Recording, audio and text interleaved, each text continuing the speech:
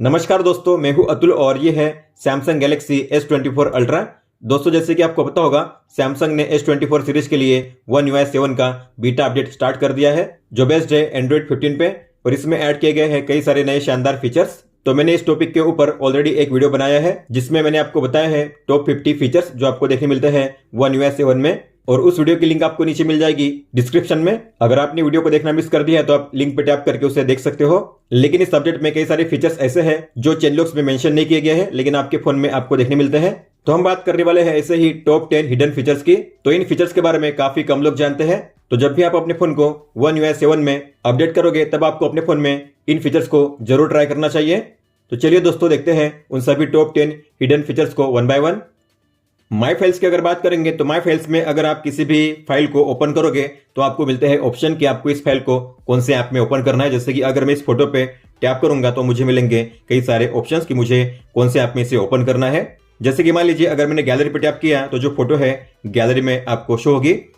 लेकिन अगर आप चाहो तो माई फाइल्स में जो भी फाइल्स है आप उन्हें इसी ऐप में ओपन कर पाओगे। तो किसी भी फाइल को ओपन करने के लिए आपको किसी और ऐप को यूज नहीं करना होगा, तो इसे कहते हैं डिफॉल्ट व्यूअर। तो अगर आपको इसे इनेबल करना है तो आपको जाना है सेटिंग्स में, नीचे होगा अबाउट माई फाइल्स, आपको इसे ओपन करना है। जो नाम लिखा हुआ है माई फाइल्स, आपको उस पर लगातार 13 बार टैप करना है, 13 टाइम्स। फिर आपको यहां पे लिखा हुआ मिलेगा इनेबल माई फाइल्स लैब, आपको बैक जाना है और नीचे आपको मिलेगा एक नया हिडन फीचर जिसमें लिखा होगा माई फाइल्स लैब, तो आपको इसे ओपन करना है। ये जो सभी फीचर से पहले भी अवेलेबल थे, लेकिन अगर आप आओगे नीचे तो यहाँ पे है नया ऑप्शन लिखा होगा इनेबल द डिफॉल्ट व्यूअर, आपको इसे ऑन करना है। फिर माई फाइल्स को आपको करना है रिस्टार्ट। इसके बाद अगर आप किसी भी फाइल को ओपन करोगे इस ऐप में तो वो इसी ऐप में ओपन होगा। जैसे कि अगर मैं इस फोटो को ओपन करूंगा तो डायरेक्टली इसी ऐप में ये ओपन होगी। इस तरीके से वीडियो भी यहीं पे प्ले होगा और जो भी डॉक्यूमेंट्स है वो भी मुझे यहीं पे शो करेंगे इस तरीके से।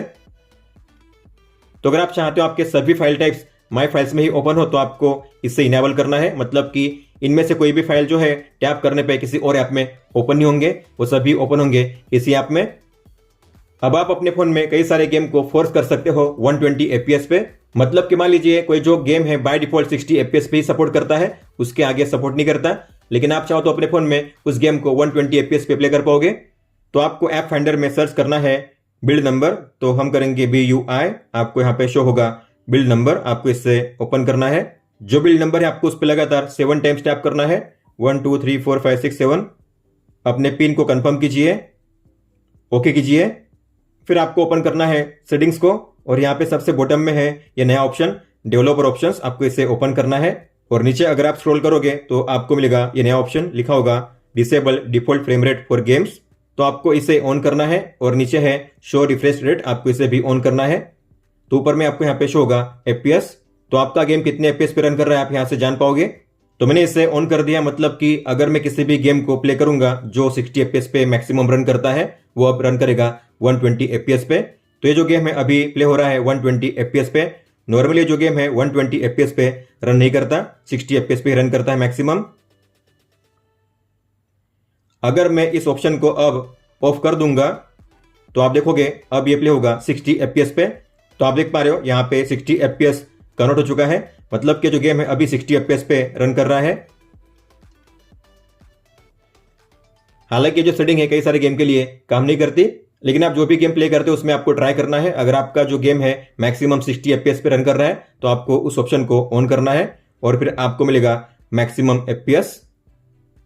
जैसे कि आप जानते होंगे अब आपको मिलता है नया कंट्रोल सेंटर इस तरीके से, और यहाँ पे अगर आपने गौर किया होगा तो इस स्टाइल में आपको मिलते हैं 8 टॉगल्स। हालांकि आपको सभी टॉगल को देखना होगा तो आपको इस लाइन पे करना है स्वाइप डाउन, आपको मिलेंगे सभी टॉगल्स। तो एक लाइन में है यहाँ पे 4 टॉगल और आपको यहाँ पे शो होंगी केवल 2 ही लाइन, लेकिन आप चाहो तो यहाँ पे अपने हिसाब से कितनी भी लाइन शो कर पाओगे, 2 3 4 5 या 6 अपने हिसाब से।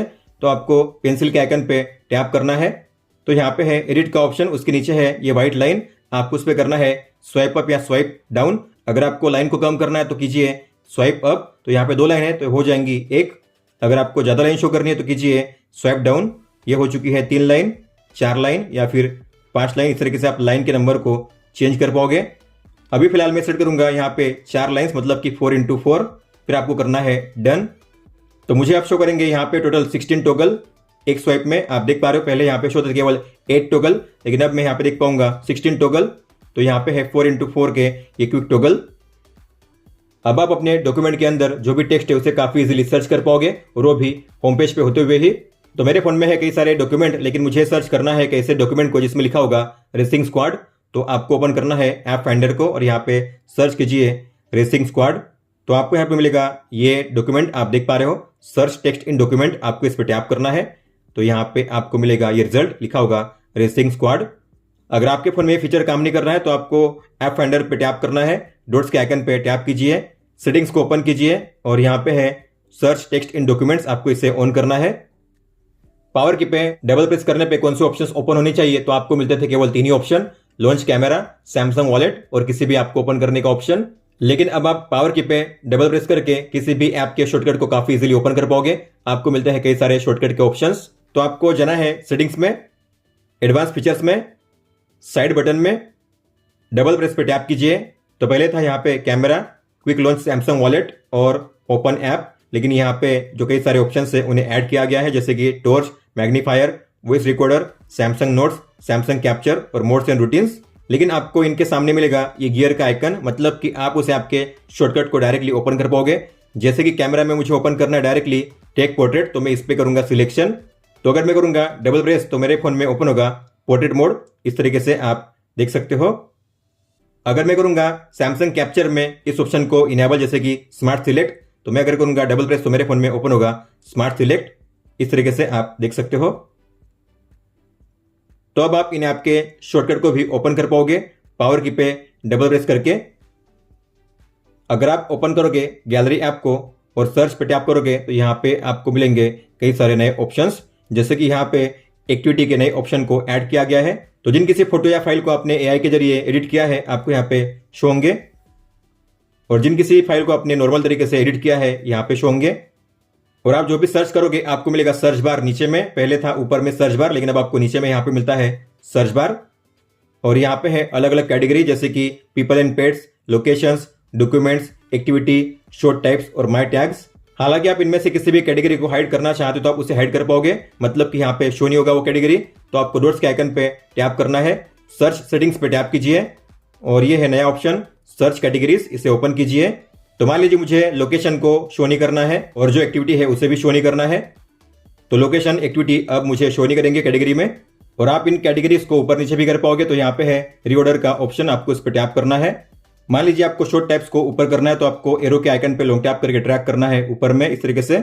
माई टैक्स को भी ऊपर करना है तो लॉन्ग टैप करके ट्रैक कीजिए, अपने हिसाब से आप ऊपर नीचे कर पाओगे। तो अगर आप बैक जाओगे तो यहाँ पे आप देख पाओगे अब आपको मिलेंगे इस तरीके से ये कैटेगरीज आपके ऑर्डर के हिसाब से। अब आप अपने फोन में अलग अलग ऐप्स के लिए अलग अलग साउंड सेटिंग्स को सेव करके रख सकते हो। तो आपको जाना है सेटिंग्स में, साउंड्स एंड वाइब्रेशन में, साउंड क्वालिटी एंड इफेक्ट्स में, और यहाँ पे है ये नया ऑप्शन ऐप साउंड सेटिंग्स, आपको इसे ओपन करना है। अब जिन किसी ऐप्स के साउंड सेटिंग्स को आप चेंज करोगे उनके नाम आपको यहाँ पे शो करेंगे। तो आपको साउंड सेटिंग को कैसे सेव करना है, तो मान लीजिए मुझे सेव करना है पहले सैमसंग म्यूजिक के लिए। तो आपको म्यूजिक प्लेयर को ओपन करना है, प्ले कीजिए। प्ले करने पे आपको जाना है कंट्रोल सेंटर में और यहाँ पे होगा वॉल्यूम का ये टॉगल। तो आपको इस वॉल्यूम बार पे लॉन्ग टैप करना है और यहाँ पे आपको मिलेंगे अलग अलग ऑप्शंस। तो यहाँ से आप इसे आपके साउंड लेवल को चेंज कर पाओगे, और यहाँ पे है डोल्बी एटमॉस, इसे भी आप चेंज कर पाओगे। अलग अलग ऑप्शंस आपको मिल जाएंगे। मान लीजिए मैंने सेट किया है म्यूजिक। इक्वलाइजर आप यहाँ पे चेंज कर पाओगे, तो मैंने सेट किया है बेस बूस्ट, और यहाँ पे है लाउडनेस नॉर्मलाइजेशन, मैं इसे ऑन करूंगा और करूंगा डन। तो मान लीजिए मैंने इस ऐप के लिए जो साउंड सेटिंग्स है उसे सेव कर दिया है। तो अगर आप जाओगे उस सेम सेटिंग्स में, अब आपको यहाँ पे शो करेगा सैमसंग म्यूजिक, आप देख पा रहे हो। और जैसे आप इसे ओपन करोगे यहाँ पे आपको शो होगी उसे आपकी साउंड सेटिंग, डोल्बी एटमॉस कौन से मोड पे है, इक्वलाइजर कौन से मोड पे है, और जो लाउडनेस नॉर्मलाइजेशन है उसे ऑन रखा है या ऑफ रखा है, आप यहाँ से कर पाओगे चेक। हालांकि आप यहाँ से भी चेंज कर सकते हो। इसका मतलब क्या है, तो आप जितनी बार सैमसंग म्यूजिक ऐप को ओपन करोगे और उसमें सॉन्ग प्ले करोगे तो जो सॉन्ग है इसी सेटिंग के साथ प्ले होगा। तो आप देखोगे अगर मैं सैमसंग म्यूजिक ऐप को प्ले करूंगा तो यहाँ पे आपको मिलेगी ये सेम सेटिंग जो आपने अप्लाई की है। डोल्बी एटमॉस म्यूजिक पे सेट है, इक्वलाइजर बेस बूस्ट पे, और इसे ऑन किया गया है। अब अगर आप एक ही आपके दो अलग अलग पॉपअप व्यू को ओपन करोगे और उसे मिनिमाइज करोगे और दोबारा अगर आप उसे ओपन करना चाहोगे तो आपको मिलेगा उनका मिनिमाइज प्रीव्यू। तो मान लो मुझे ओपन करना है माय फाइल्स ऐप को और उसमें ओपन करनी है एक पीडीएफ फाइल, तो मैं इसे ओपन करूंगा, इसे करूंगा ओपन इन पॉपअप व्यू, और जो माय फाइल्स है उसे भी करूंगा ओपन इन पॉपअप व्यू। दोनों एक ही यहाँ पे, लेकिन दोनों को अलग अलग तरीके से मैंने पॉपअप व्यू में ओपन किया है। दोनों को मैं अगर करूंगा मिनिमाइज तो उनके आइकन एक ही शो करेंगे, इस तरीके से आप देख पा रहे हो। तो आपको इस पे टैप करना है, हालांकि यहाँ पे एक ही आइकन शो कर रहा है लेकिन यहाँ पे दो पॉपअप व्यू सेव किए गए हैं। अब कौन सा पॉपअप व्यू आपको ओपन करना है तो उसके लिए आपको इस पे टैप करना है और आपको इस तरीके से उसका मिलेगा प्रीव्यू। तो पीडीएफ फाइल ओपन करनी है या फिर माय फाइल्स ऐप को ओपन करना है, आप इस तरीके से ओपन कर पाओगे। अब अगर आप किसी भी गेम को ओपन करोगे तो यहाँ पे आपको मिलेगा ये गेम का साइड बार, आपको उस पर करना है स्वाइप। यहाँ पे एक ब्लैक लाइन शो होगी, उस पर स्वाइप कीजिए, आपको मिलेगा नया गेम पैनल, और आप जिस किसी गेम को प्ले कर रहे हो आप उसके सेटिंग्स को चेंज कर पाओगे इसी पैनल के जरिए। तो गेम के नाम के सामने होगा एरो का आइकन, आपको उस पर टैप करना है। तो गेम के सेटिंग्स को चेंज करने के लिए आपको यहाँ पे मिलेंगे 4 अलग अलग ऑप्शंस। तो पहला है गेम ऑप्टिमाइजेशन, आपको इस पर टैप करना है। तो यहाँ पे आपको मिलेंगे 3 ऑप्शंस, परफॉर्मेंस, स्टैंडर्ड और बैटरी सेवर। तो आप अपने हिसाब से गेम मोड को सेट कर पाओगे। फिर यहाँ पे है एफपीएस, तो आपको एफपीएस कितना सेट करना है, 20, 30, 40, 50 या फिर 60। अगर कोई गेम 60 के ऊपर सपोर्ट करता है तो आपको इसे ऑफ करना है, यहाँ से एफपीएस को सेट मत कीजिए। अगर आपको एफपीएस कम पे सेट करना है तो आप यहाँ से सेट कर सकते हो बैटरी को सेव करने के लिए। और ये है स्क्रीन रेजोल्यूशन, तो आपको इस पर टैप करना है। तो आप मिनिमम 50% से लेकर मैक्सिमम 100% तक इसे सेट कर पाओगे। मतलब कि ये है ग्राफिक्स क्वालिटी जो आप गेम में सेट करते हो। मैक्सिमम पे सेट किया मतलब कि आपको ग्राफिक क्वालिटी काफी बढ़िया मिलेगी गेमिंग के दौरान।